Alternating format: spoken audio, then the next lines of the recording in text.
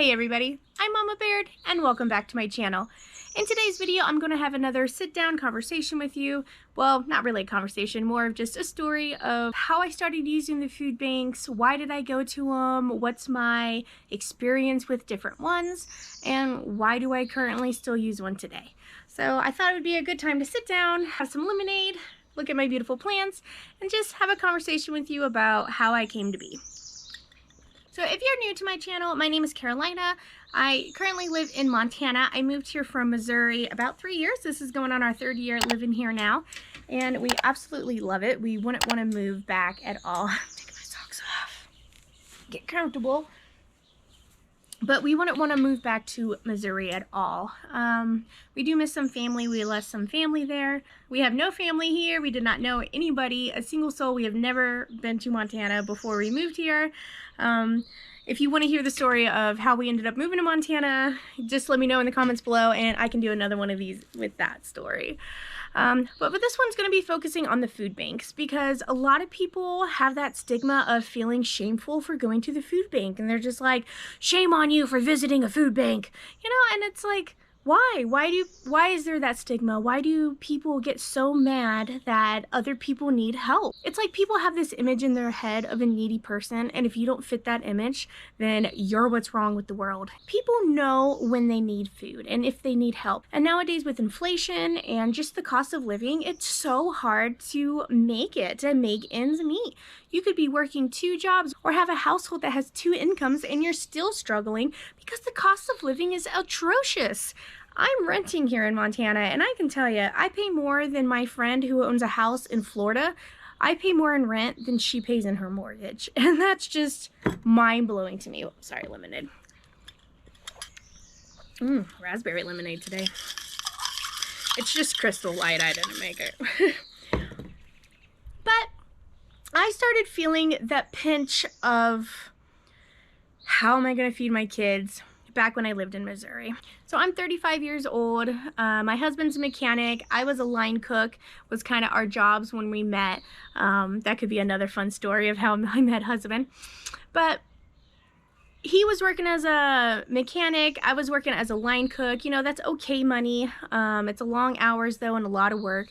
As soon as we moved in together, we combined incomes pretty much. I went down to working 1 job because I didn't have to work 2 jobs anymore. So that's when I started budgeting for food family-wise, because he was eat McDonald's every day. You know, he worked 12-hour shifts, so he would just get something fast and easy and have like microwavable foods and stuff. So I really brought cooking and taking your lunch into the equation when we moved in together, because I worked 2 jobs and I packed a lunch pail and I brought my lunch to both jobs. I brought my snacks, I brought my drinks. Well, you could usually drink there. I had unlimited amount of coffee in the restaurants. That's great for me. So I brought into saving money that way with him. I was a lot more aware of how much food costs, shopping, things like that already.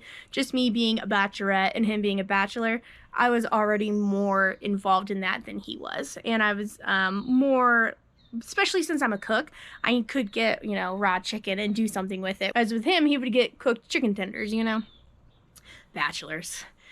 So I brought that into the equation, and then he started bringing in gardening, and so we just kind of combined that. But before we even got that far, we didn't start gardening until we moved here to Montana.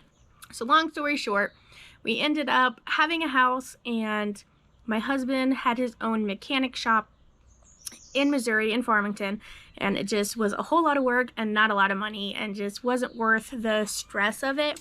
And I was training to be a kitchen manager at Applebee's, not because I wanted to do that, but because it was good money and I was good at it. You know, like one thing I did as an employee was make sure I do what the manager wanted. Like I figured out what their pet peeves were, I figured out what they liked, what they checked, you know, how they liked things, and I worked on making them happy. You know, that might have caused some ruckus with my coworkers, making me a little bit of a brown nose, you know, but I just want to be a good worker and I want to have the options of promotions.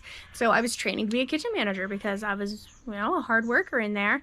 And I didn't particularly want to do it though because it's long hours away from home. It's a lot of stress. It's more people management than cooking, you know, but we needed money. So I was stepping into that role. And during that time, my husband wasn't making any money and I was still training. So I wasn't making much money either. And we had food stamps, but that wasn't quite enough. And I wasn't really into cooking like I am now. So I didn't have scratch meals and be able to throw things together as well as I do now. I did a lot of prepackaged foods. I would get, you know, chicken nuggets and stuff for the kids, for the babysitter to make, things like that. You know, I thought maybe I could stretch this even more if I went to our local food bank. So I found our food bank and I went to it, and you know, I didn't really have any expectations because I'd never been there before. I was super nervous though, because you have that feeling of, I guess, shame, because, you know, you can't feed your family, or you're looking for help to feed them, and you feel like it should be your job. That was a mosquito. And you feel like it should be your job to provide for your family. And if you can't do that 100% of the time, then you feel like you're failing, right? You're failing as a parent. Oh, do it again. You're failing as a parent because you're not able to provide for your kids and your family, you know, and it's hard to admit and it's hard to ask for help, but there's a lot of people out there who are in that same situation right now. So I swallowed my pride and I went and asked for help, and I didn't really know what I was going to expect, but I pulled in there and they had like a line. There wasn't too many people there, and they had boxes of 5 pounds of potato bags. You each got one of those. You fill out a little form. Every family got the same amount, no matter how many people you had. You filled out a form. I got 5 pounds of potatoes. Everybody got 2 bags of flaming Cheetos. You got some hot dogs. I think there were some canned goods, I don't remember.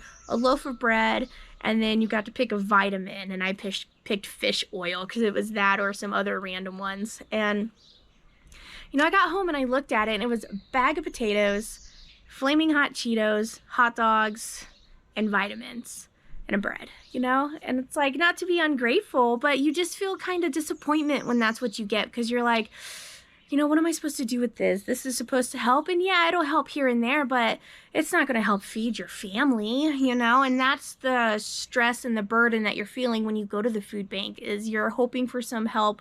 You know, you took your pride, you swallowed it, you asked for help, and then you only get feasly, moldy, or sugary stuff in return, and that's hard. You know, you don't want to be ungrateful, but it's hard to have that let down, you know. So I had that with the food bank, and I was like, man, this isn't really going to help. So instead, I just rebudgeted my food stamps, and then I didn't go to another food bank besides that. Now, I probably could have gone to one in the city, like St. Louis. I went through St. Louis a lot. I could have found one there that probably would have taken me in and gave me some food and stuff, but I didn't think of it. I felt like I should only go where I was local to, and that's not always the case. You know, you can shop around food banks. Some of them don't care what county you're from. If you find one that gives more food away because they have more stores that they received food from, then by all means go. You know, all you could do, or call and ask. It never hurts to ask, you know. So that was my first experience with it, and I didn't go back to another food bank since then. So we moved to Montana, and I had 2 months left of my food stamps, and I spent the last month buying some meat at a local butcher, and I stocked up on some meat. And then I had WIC, so I was able to get some fruits and veggies. I was able to get whole wheat tortillas, all kinds of stuff. But it still wasn't quite enough, and I decided to look at our local food bank. So my husband moved here because of a job, so he got a good job, and he was making enough money where I could go down to part-time. Like, I couldn't go completely not making any money, but I didn't have to work as much, and I definitely didn't have to be a kitchen manager. So whew, saved me from going down that career field there. All my fellow kitchen managers in here know what I'm talking about. So I ended up just working part-time at Applebee's. We needed something, and it was the holidays coming up. I had been a month without the food stamps, and I was like, oh man, you know, I didn't feel comfortable because I wasn't stocked up. You know, we were living off of what we had. I didn't have anywhere to stock up, and that was very worrisome for me and concerning, you know, that, you know, what if something happens and I'm not going to be able to feed my family? So I heard on the radio about the food bank and how they were having a turkey distribution drive for Thanksgiving. And I was like, Oh, that sounds really nice. Maybe I'll go to that. That'll be nice. I'll get, you know, hopefully a turkey or a ham and then get something that I can make something out of, you know? So I didn't have to do any Thanksgiving shopping. And it was an hour-long line, but when I got it, I got a turkey, I got potatoes, I got all this stuff. I was like, wow, like I don't remember exactly what I got, but I was blown away at how much I got.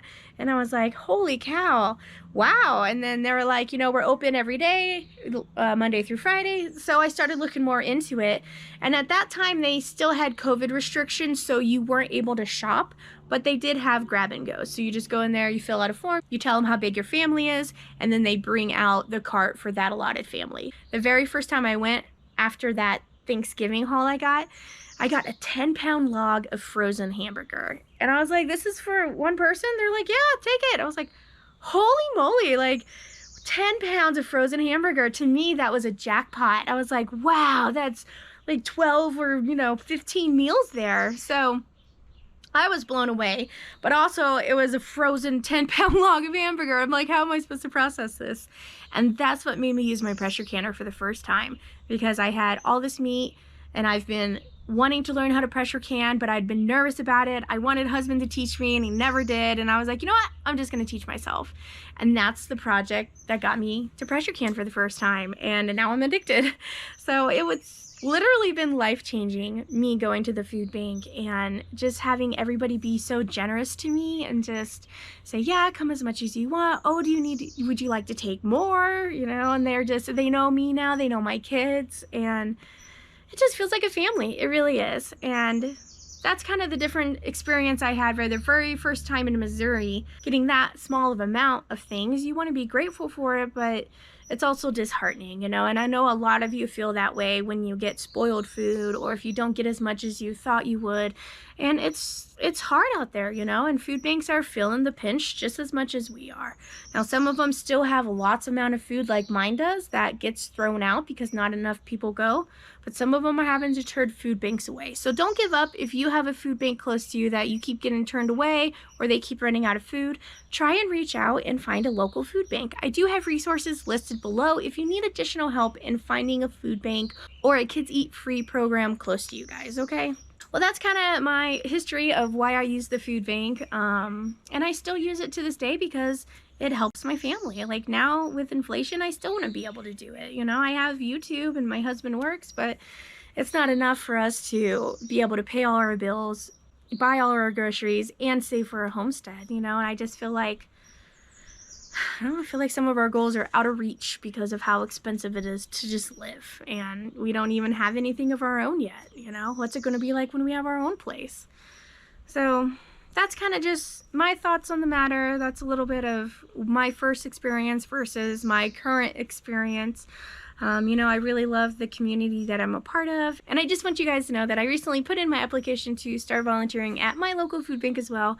I think it'll be really good for me to get out there and maybe I can list some recipes or something for all this produce that's about to come in to give some people some fresh ideas on what they can do with the food they get from the food bank. So you guys have been just as encouraging to me as you say I am to you, and I really appreciate that. And I thank you for that. You know, you push me to be a better person. You push me to be creative, and you help me know that it's okay to be in a tough spot in life and that there's other people that's like us. So thanks for being here and listening to some of my experience. Make sure you give this video a thumbs up for me. You know, I would love to hear some more of your guys' food bank experience. Do you currently go? Did your parents go when you were a kid? Like, let us all feel the normalcy of needing help. So, thanks for being here. Thanks for watching. I hope you enjoyed my little chit chat. I didn't really drink too much lemonade. Thanks for watching, guys. I will catch you next time on Mama Beards.